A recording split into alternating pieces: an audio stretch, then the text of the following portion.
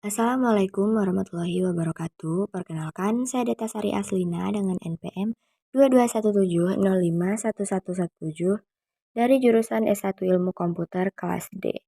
Di sini saya akan menjelaskan tugas minggu keempat, yaitu konversi NFA ke DFA. Nah, apa sih perbedaan antara NFA dan DFA?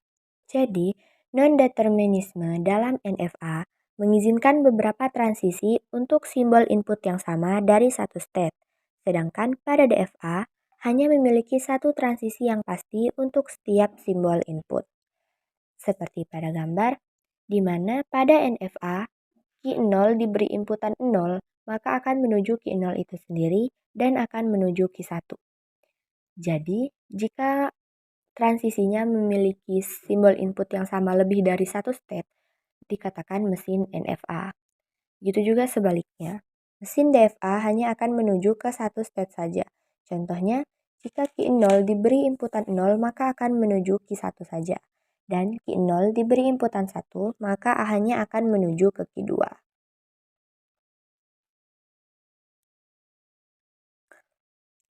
Lalu berikutnya ada ekuivalensi antara NFA dan DFA. Dari mesin NFA bisa dibuat DFA yang ekuivalen atau bersesuaian. Artinya, kedua mesin bisa menerima bahasa ataupun inputan yang sama. Misalnya, mesin 1 yang merupakan DFA dan mesin 2 merupakan NFA. Jika mesin 1 dan mesin 2 tersebut dapat menerima bahasa dan inputan yang sama, maka mesin tersebut dikatakan ekuivalen. Lalu di sini terdapat langkah-langkah untuk mengubah NFA ke DFA. Yang pertama, kita harus membuat tabel transisi.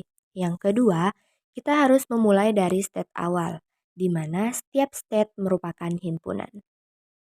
Yang ketiga, himpunan state tujuan dari setiap input. Menelusuri state tujuan dari setiap input. Dengan syarat himpunan state tujuan menjadi satu state baru. Yang kedua, sesuaikan state tujuan dari state yang baru. Misalnya, transisi P dan Q diberi inputan A sama dengan transisi P diberi inputan A gabungan transisi Q diberi inputan A.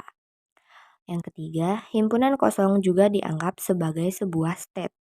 Dan yang terakhir, kita harus menentukan himpunan state akhir, di mana jika satu state lama ataupun state baru yang mengandung himpunan state akhir atau final state, maka juga dijadikan final state pada DFA yang baru. Nah, di sini terdapat contoh dari konversi NFA ke DFA. Di sini kita memiliki satu mesin NFA dengan state Ki 0 dan Ki 1. Lalu dengan alfabet inputan 0 dan 1, state awal yang berada pada Ki 0 dan final state yang berada pada Ki 1.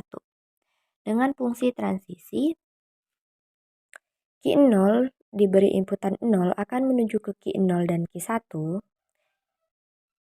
Ki 1 diberi inputan 0, Ki 0 diberi inputan 1 akan menuju ke Ki 1.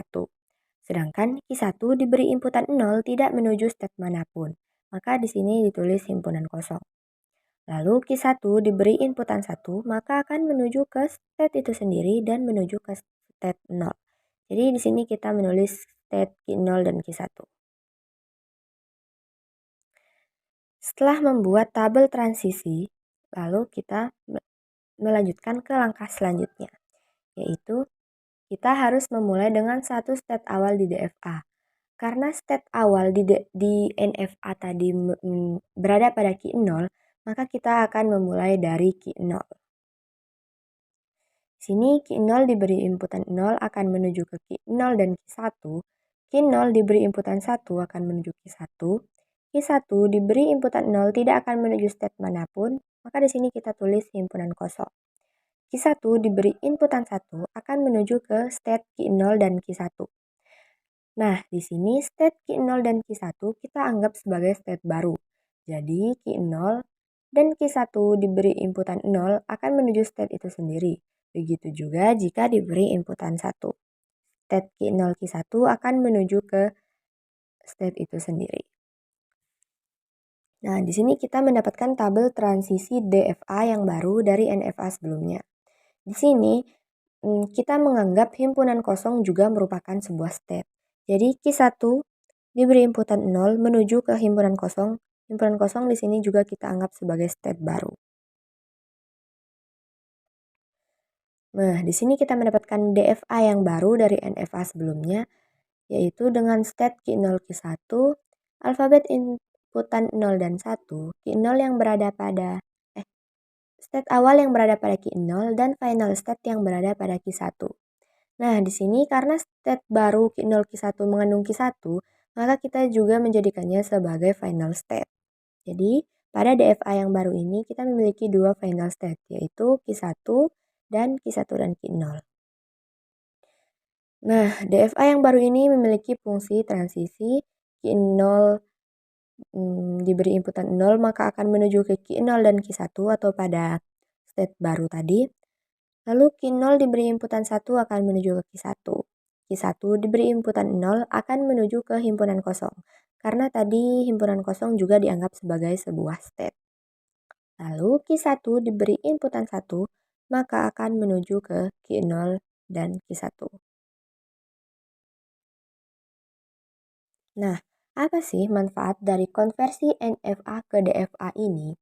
Jadi, yang pertama itu memudahkan kita untuk mengimplementasikannya. Karena mesin DFA lebih mudah diimplementasikan dalam perangkat lunak ataupun perangkat keras dibandingkan dengan mesin NFA. Lalu yang kedua, penganalisisan yang lebih mudah. DFA memiliki kata deterministik, sehingga perilakunya lebih teratur dan mudah dipahami dibanding dengan mesin NFA. Lalu yang terakhir, analisis yang lebih mudah.